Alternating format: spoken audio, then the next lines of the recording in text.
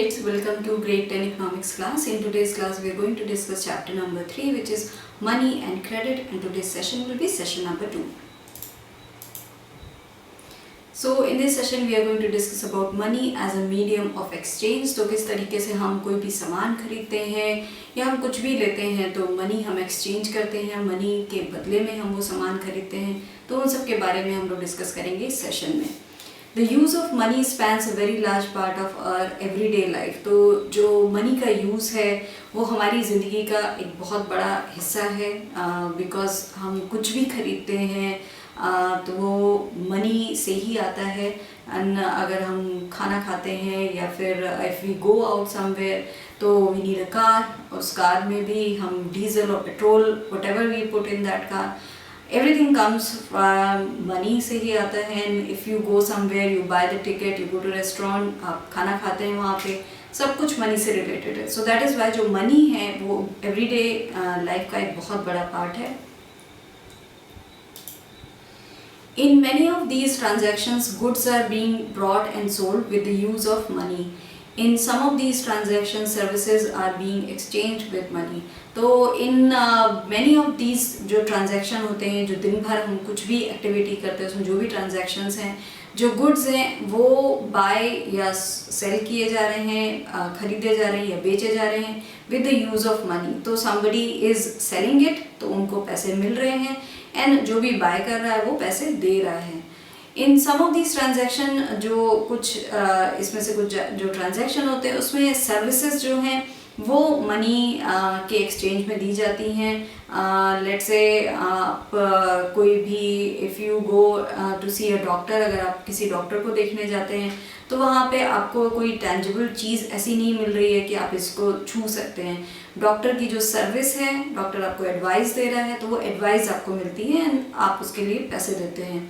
तो कुछ जो चीज़ें हैं उसमें आप गुड्स जो हैं, कुछ ऐसी चीज़ें हैं जिनको आप छू सकते हैं तो वो चीज़ें आपको मिलती हैं, एंड कुछ जो सर्विसेज हैं वो आपको मिलती हैं मनी के एक्सचेंज में. For some there might not be any actual transfer of money taking place now but a promise to pay money later. और कुछ चीज़ों में there might be no actual जो transfer of money है वो नहीं हो रहा हो अभी right now. then what happens कि उसमें एक promise होगा to pay money later कि बाद में पैसे पे करेंगे. तो this is how it is. money is exchange now, अभी दिया जा रहा है या बाद में दिया जा रहा है, आप गुड्स ले रहे हैं या फिर सर्विसेज ले रहे हैं, बट सब में मनी जो है वो एक्सचेंज हो रही है. Have you ever wondered why transactions are made in money? The reason is simple. तो आपने कभी बच्चों ये सोचा है कि जो सारे ट्रांजैक्शंस होते हैं, कुछ भी हम लोग खरीदते हैं, कहीं घूमने जा रहे हैं तो वहाँ का टिकट खरीदते हैं, और if we go to a restaurant तो वहाँ पे मनी में ट्रांजैक्शन होता है, और if we go to shop somewhere, grocery store, वहाँ पे भी मनी में ट्रांजैक्शन हो रहा है. तो आप लोगों ने कभी सोचा है कि मनी में ट्रांजैक्शन क्यों होता है, व्हाई नॉट समथिंग एल्स? तो उसका जो एक रिप्लाई है वो बहुत सिंपल है. A person holding money can easily exchange it for any commodity और सर्विस दैट ही और शी माइट वांट. तो एक ऐसा आदमी जिसके पास पैसे हैं वो कोई भी एक्सचेंज करके कोई भी कमोडिटी खरीद सकता है या फिर सर्विस ले सकता है. वो बहुत इजीली जो ये लेन देन जो है सर्विस का या फिर किसी भी चीज़ का, गुड्स का, वो बहुत इजी हो जाता है if money is being exchange in that, क्योंकि उससे आपके पास मनी है and you go and you buy, वहाँ पे वो हो जाता है बड़ा easy transaction. Thus, everyone prefers to receive payments in money and then exchange the money for things that they want. तो इसलिए because वो बहुत easy है, इसीलिए सब लोग जो ये कोई भी exchange करते हैं या कोई भी transaction करते हैं वो money में करते हैं, because वो बहुत easy हो जाता है कि अगर आपने कोई चीज़ सेल करी है तो आपके पास पैसे आ गए. Now you have the freedom कि आप उसको क्या करना चाहते हैं उस पैसे का. If you want to keep it in bank, आप बैंक में रख सकते हैं, किसी और को देना चाहते हैं आप दे सकते हैं. अगर आप उससे कुछ और चीज़ खरीदना चाहते हैं, लेट्स से आपकी एक शॉप है एंड देन आपने किसी को सोप्स जो हैं साबुन वो सेल करे और आपके पास 100 रुपये है. नाउ ये आपकी मर्जी है, whatever you want to do with that money. अगर आप उसको बैंक में रखना चाहते हैं बैंक में रख सकते हैं, अगर आप अपने घर पे अपने पास रखना चाहते हैं आप वो भी रख सकते हैं। एंड अगर ऐसा है कि आपको कहीं जाना है, आपको मूवी देखने जाना है, आपको टिकट खरीदना है, तो आप उस 100 रुपये को उसमें भी यूज़ कर सकते हैं। तो ये सारी चीज़ें बहुत इजी हो जाती हैं अगर मनी से हम लोग गुड्स बाय करते हैं या सेल करते हैं, या जो भी हम लोग ट्रांजैक्शन कर रहे हैं उसमें मनी यूज़ करते हैं, रादर देन अगर आप सोचिए कि हम लोग गोल्ड यूज़ कर रहे होते तो कितना डिफ़िकल्ट होता कि गोल्ड को फिर हम लोग एक्चुअल ग्राम में फिर उतना सेल करिए, फिर उसको अगर इफ़ इट्स समथिंग कि वो ज़्यादा है तो उसमें बहुत प्रॉब्लम हो जाएगी। सो दैट इज़ वाई जो एक्सचेंज है मनी में वो चीज़ें बहुत ही सिंपल कर देता है, and that's how many is used for all these transactions. Take the case of a shoe manufacturer. He wants to sell shoes in the market and buy wheat. तो हम लोग एक जो केस है शू मैन्युफैक्चरर का उससे इसको समझने की कोशिश करते हैं। तो वो जो शू मैन्युफैक्चरर है वो अपने शूज़ बेचना चाहता है मार्केट में और उसको ख़रीदना है वीट। तो उसको अपना जो उसका चीज़ है उसमें मैन्युफैक्चर करें, उसमें मैन्युफैक्चर है शूज़, बट वो अपने शूज़ जो है वो सेल करना चाहता है बिकॉज उसको खाने के लिए वीट चाहिए। The shoe manufacturer will first exchange shoes that he has produced for money and then exchange the money for wheat. तो जो शू मैन्युफैक्चरर है सबसे पहले वो फर्स्ट एक्सचेंज करेगा शूज़ जो उसने बनाए हैं, मैन्युफैक्चर करे हैं। So he will sell those shoes and he will get some money, he will produce some money उस एक्सचेंज से, और जब मनी उसके पास आ जाएगी देन वो एक्सचेंज कर देगा मनी को वीट के लिए। तो this is how it's up to him whatever part of that money वो यूज़ करना चाहता है for the wheat, और whatever part of the money he wants to keep it for himself. Imagine how much more difficult it would be if the shoe manufacturer had to directly exchange shoes for wheat without the use of money. तो imagine करके देखिए कि वो कितना ज़्यादा difficult हो जाएगा अगर ये जो शू मैन्युफैक्चरर है उसको डायरेक्टली शूज़ से वीट को एक्सचेंज करना हो। तो कितना मुश्किल होगा कि शूज़ की वैल्यू अलग होगी एंड देन जो वीट की वैल्यू है वो अलग होगी। देन वो किस तरीके से वो जो सिस्टम है वो चलाएंगे, because it will be very difficult कि शूज़ एग्जैक्टली उतने ही वैल्यू के हैं कि जितने वैल्यू का वो जो वीट है वो होगा। He would have to look for a wheat growing farmer who not only wants to sell wheat but also wants to buy the shoes in exchange.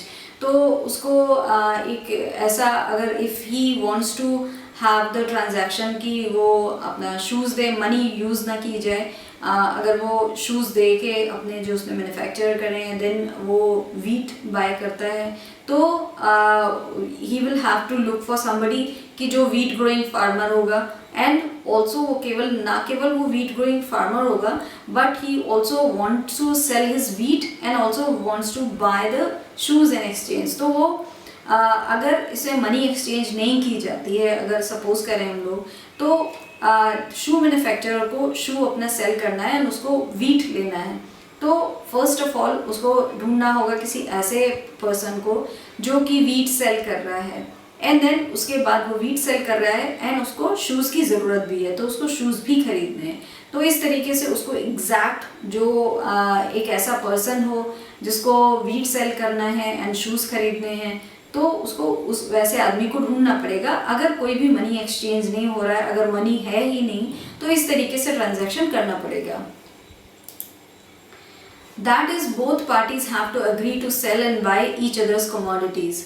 This is known as double coincidence of wants. तो उससे क्या होगा कि both parties जो हैं उनको agree करना पड़ेगा to sell and buy each others जो कमोडिटी हैं वीट एंड शू, उसको बाय एंड सेल करना पड़ेगा। तो ऐसा एक आदमी उसको ढूंढना पड़ेगा, एंड इसको बोला जाता है डबल कोइंसिडेंस ऑफ वांट्स। तो because it's not one coincidence, it's a double coincidence कि उसको वीट भी सेल करना है और उसको शूज़ भी चाहिए। सो इसको बोला जाता है डबल कोइंसिडेंस ऑफ वांट्स।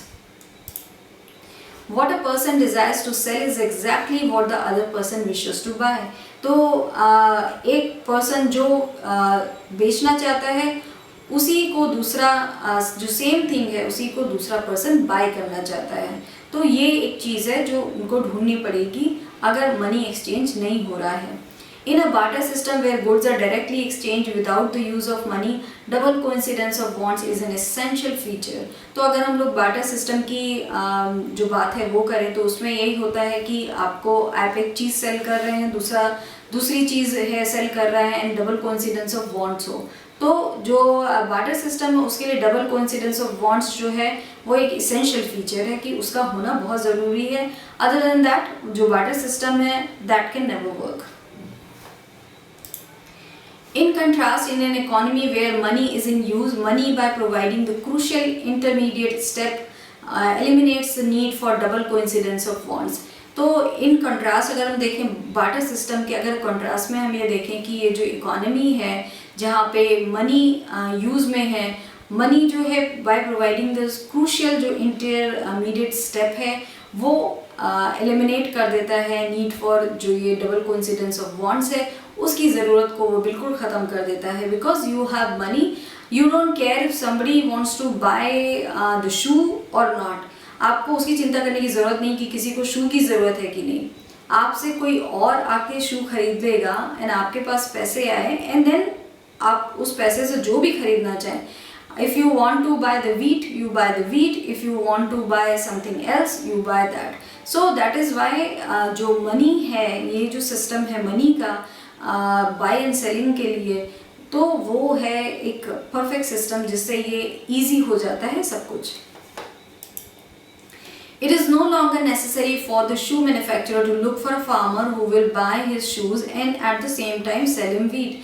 तो बिकॉज मनी जब चल रही है बाय एंड सेल के लिए, सारे ट्रांजैक्शंस के लिए, तो इससे क्या हो जाता है कि शू मैन्युफैक्चरर को कोई ऐसा आदमी, he doesn't have to look for a person who is selling wheat and who wants the shoes. तो उनको ऐसा कोई आदमी ढूंढने की ज़रूरत नहीं है कि जो उनका जो वीट है वो सेल कर रहा हो और उसका शूज़ उन्हें बाय करना हो।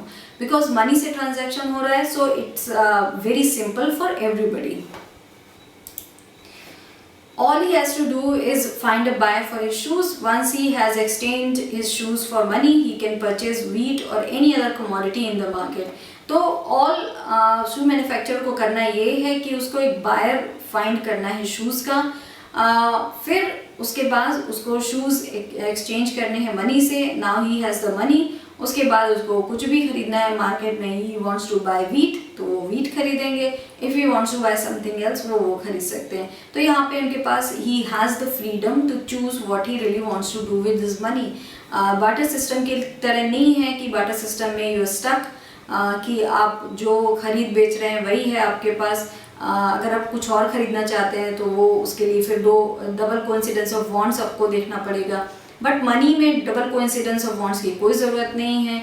मनी हर जगह चलती है, सेम है, आप कुछ भी खरीदो, आप यहाँ खरीदो या if you go to 100 kilometres down वहाँ पे भी आपकी जो मर्जी वहाँ वो खरीदो। So that is why money जो है वो बहुत सिंपल कर देती है हर चीज़ को। अगर हम लोग देखें जो चीज़ें एक्सचेंज कर रहे हैं लोग, जो सारी चीज़ें खरीद रहे हैं या बेच रहे हैं, उसमें जो मनी जो एक रोल निभाती है वो बहुत बड़ा है।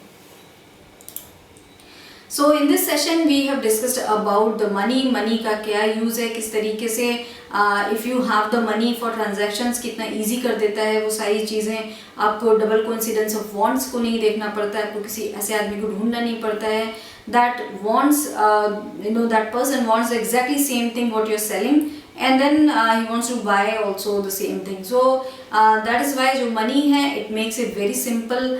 It's not like barter system कि आपको वहाँ पे देखना पड़ता है कि कोई क्या खरीद रहा है, आपकी ज़रूरत के हिसाब से खरीद रहा है कि नहीं। So this is all that we have discussed in this session. Thank you.